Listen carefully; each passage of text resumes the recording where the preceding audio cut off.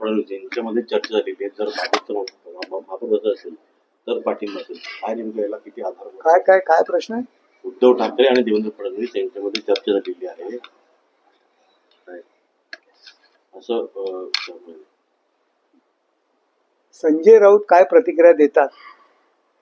संजय राऊतांची अवस्था आत्याबाईला मिशा असत्या तर अशी अवस्था त्यांची झालेली आहे.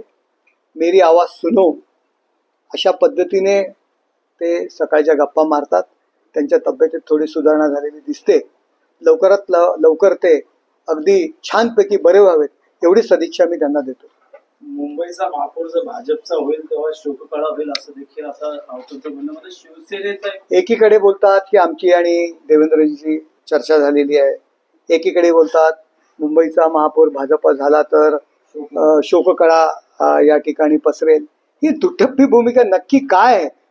त्याच्यामुळे संजय राऊतांची भूमिका ही नक्की काय हे तपासण्याकरता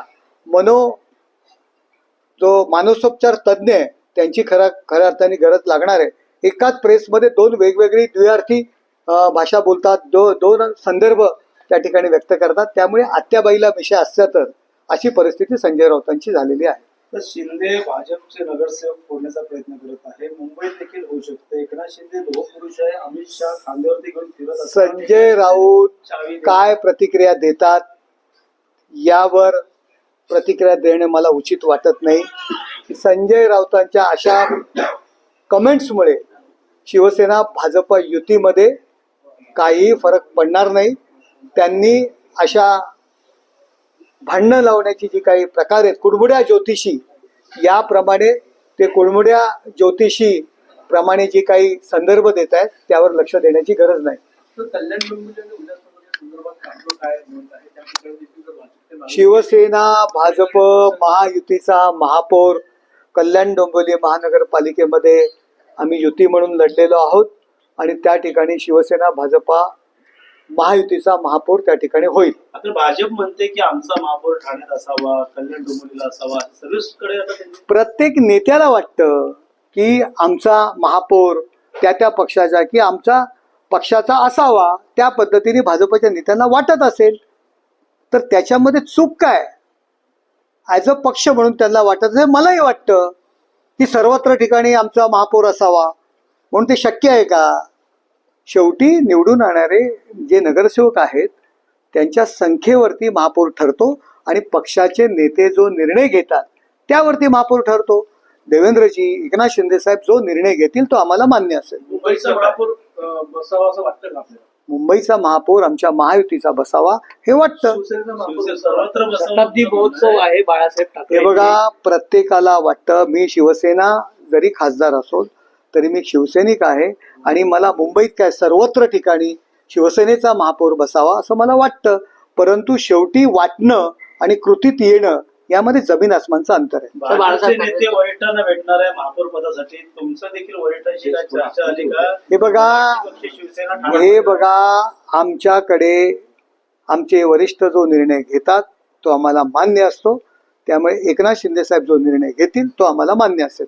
तर बाळासाहेबांचं शताब्दी वर्ष आहे. या शताब्दी वर्षात कितके वर्ष मुंबईचा महापौर हा शिवसेनेचा असलेला ह्या वर्षात असावा अशी अपेक्षा आहे. शिवसेना आणि भाजपचा महायुतीचा महापौर होईल.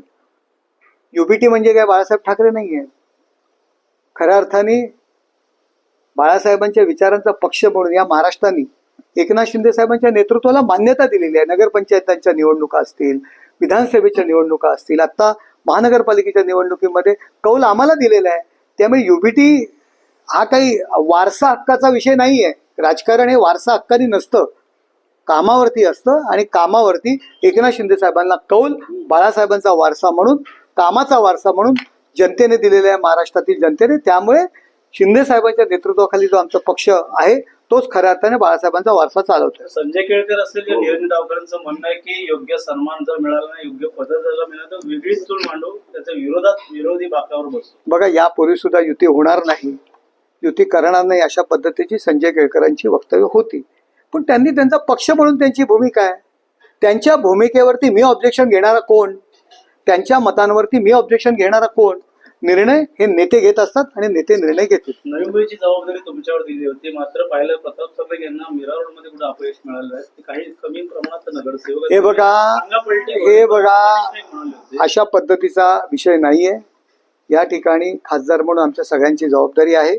ज्या ठिकाणी आमच्या जागा आम्हाला कमी मिळाल्या असतील त्याचा नक्कीच आम्ही अभ्यास करू आणि आमची परिस्थिती कशी सुधारता येईल यावरती आम्ही एकत्र बसून निर्णय घेऊ. त्यामुळे कोणाची एकट्याची जबाबदारी नाहीये, आमच्या सगळ्यांची एकत्र जबाबदारी. आता गणेश नाईक नेहमी म्हणत आले की टांगा पलटी घोडे फरार करू लापता करू थेट शिवसेनेचे. हे बघा, नवी मुंबईमध्ये 10 जागा सुद्धा येणार नाहीत अशा पद्धतीने काही लोकांची वक्तव्य होती.